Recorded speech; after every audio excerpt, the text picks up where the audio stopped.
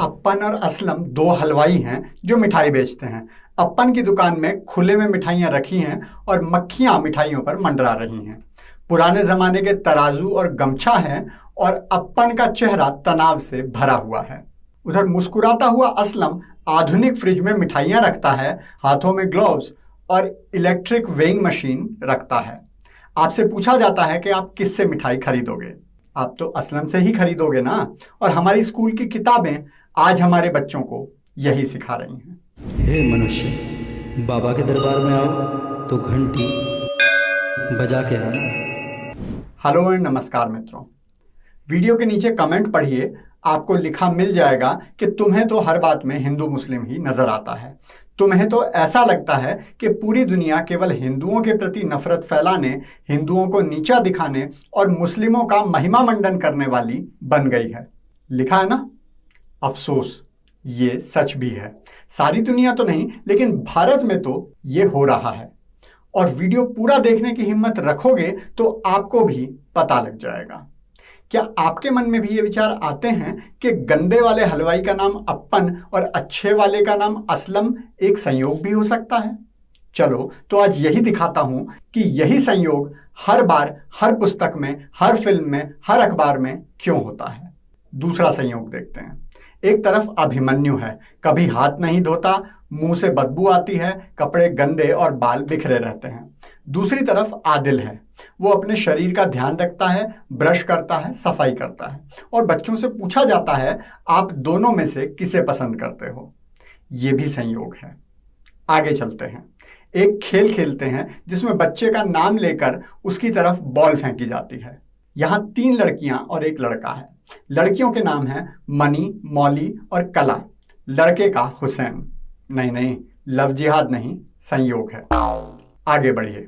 थोड़ी बड़ी क्लास में मल्टीप्लिकेशन ऑफ मैट्रिक्स पढ़ाते हैं। मीरा और नदीम 2 दोस्त हैं। ओहो, आपको यहां भी लव जिहाद दिख गया। आप तो बड़े सांप्रदायिक हो। आगे चलते हैं। ये लड़की है जो पाकिस्तान से आई हुई कुछ लड़कियों से मिलती है। उसे उन पाकिस्तानी लड़कियों में अपने आप से बहुत सी समानताएं दिखाई देती हैं, जितनी अपने देश के दूसरे भाग की बहुत सी लड़कियों में नहीं दिखाई देती। फिर आपसे पूछा जाता है कि क्या ऐसा सोचना देश विरोधी है? आपको ये नहीं सोचना कि उन लड़कियों के घर वाले सीमा पार भारत के सैनिकों पर हमला कर रहे होंगे, या भारत में आतंकी हमला करने की योजना बना रहे होंगे, या पाकिस्तान में ही किसी नाबालिग हिंदू लड़की का अपहरण कर रहे होंगे। आगे चलिए। कहानी का नाम है प्यार की नींव। एक मौलवी साहब गांव में जाकर मदरसा खोलते हैं। मौलवी साहब बहुत अच्छे हैं, सबसे प्यार करते हैं, लेकिन फिर सांप्रदायिक दंगे हो जाते हैं और गिरधारी नाम का एक लड़का मौलवी साहब की मॉब लिंचिंग करने जाता है। मौलवी साहब का चेहरा चमक उठता है जैसे कोई फरिश्ता हो, और सांप्रदायिक गिरधारी शांति प्रिय मौलवी साहब के चरणों में गिर जाता है। चलिए, ये तो थी एनसीईआरटी की स्कूल की किताबें। अब आते हैं नए जमाने की इंटरनेट और मोबाइल फोन पर होने वाली पढ़ाई की। अनअकैडमी ऐप पर आप अपने बच्चों को पढ़ाने के लिए मोटी रकम खर्च करते हैं, और वो उससे टेस्ट में क्या पूछते हैं? प्रश्न 18 में मुस्लिम ईद के दिन एक रैली निकाल रहे थे। तब हिंदुओं की एक कॉलोनी में जाने पर हिंदुओं ने उन पर पथराव शुरू कर दिया और दावा किया कि उन्होंने हिंदुओं की भावनाएं आहत की हैं। क्या ये दावा सही है? आपको प्रश्न के 3 ऑप्शन दिए जाते हैं। पहला, उन्होंने नारा लगाकर हिंदुओं की भावनाओं को ठेस पहुंचाई है। दूसरा, हिंदुओं के इलाके से गुजरकर हिंदुओं की भावना को ठेस पहुंचाई है। और तीसरा, नहीं, उनकी तो भावना को ठेस पहुंचाने की कोई नीयत ही नहीं थी। सही उत्तर का 1 अंक है और गलत के -0.33 अंक। बच्चे को कितने भी मिले, ये शिक्षा उसे मिल गई कि हिंदू पथराव करते हैं। जबकि अखबारों में जब असली शांति दूत हिंदुओं पर पथराव करते हैं तो उन्हें दूसरा समुदाय या समुदाय विशेष बताकर असलियत छुपा ली जाती है। फिर आती है इंग्लिश की कहानी अ लिटिल बॉय। इसमें हेनरी नाम का एक लड़का लड़कियों को छेड़ता है, सबको परेशान करता है। लेकिन जब भारत में इस कहानी की नकल की जाती है तो लड़के का नाम चमत्कारिक रूप से बदलकर हरी हो जाता है। आप जानते हैं ये सारे संयोग क्यों होते हैं? ताकि जब असली में कोई असलम मिठाइयों में थूक कर आपको खिलाए तो ये बहुत से पढ़े लिखे लोग कहें कि हर असलम ऐसा नहीं होता। उस असलम की दुकान तो बहुत साफ थी। जब असली में कोई अब्दुल किसी हिंदू की रैली पर पथराव करे तो पढ़े लिखे लोग कहें, इन्हीं किताबों से पढ़कर लोग कहें कि हर अब्दुल ऐसा नहीं होता।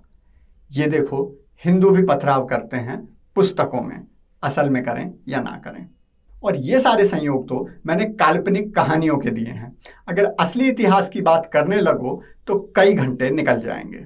अब तुलसीदास जी के अध्याय में आपको क्या पढ़ने को मिलता है? कुछ प्रश्न कि वो स्त्री जाति की निंदा करते हैं, बाली वध का समर्थन करते हैं, विभीषण के देशद्रोह का समर्थन करते हैं।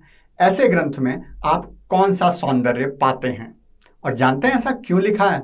नहीं, इसके लिए आपको सोचने की जरूरत नहीं है, खुद लिखकर बताया है। प्राचीन काल की कुरीतियों को जानना। यहाँ लेखक को इतना भी नहीं पता कि गोस्वामी जी ने रामायण नहीं, रामचरितमानस की रचना की थी। आपको इंग्लिश सीखनी है तो आपको पढ़ना पड़ेगा Babar was a brave king. अब हारे हुए राज्य की महिलाओं को गुलाम बनाकर मंडियों में बेचना कौन सी वीरता थी, हमारी समझ से तो बाहर है। चित्रकला की पुस्तक में रामायण को माइथोलॉजी यानी काल्पनिक कहानी बता रहे हैं। मुगलों को बता रहे हैं कि उन्होंने युद्ध में टूटे हुए मंदिर बनवाए थे। ये नहीं बता रहे कि वो युद्ध हुए ही मंदिरों को तोड़ने के लिए थे।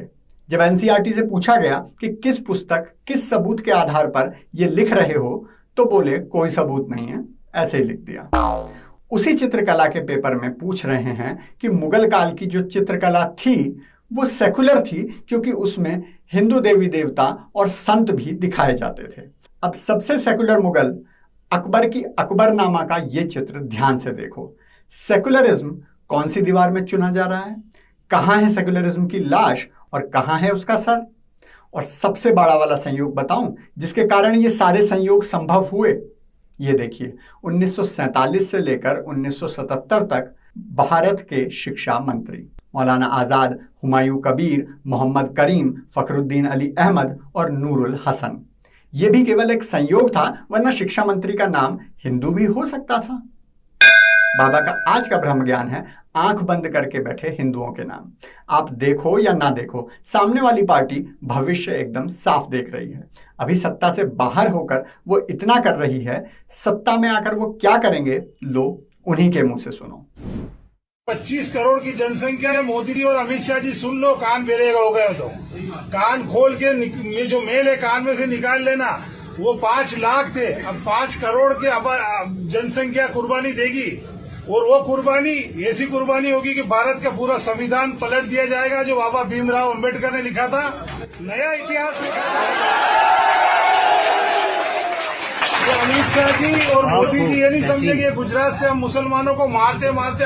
अगर आप भी अपन की दुकान से बिना थूक लगी मिठाई खरीदना चाहते हैं तो कृपया लाइक, शेयर, कमेंट और सब्सक्राइब जरूर करें, क्योंकि खुशियां बांटने से बढ़ती हैं।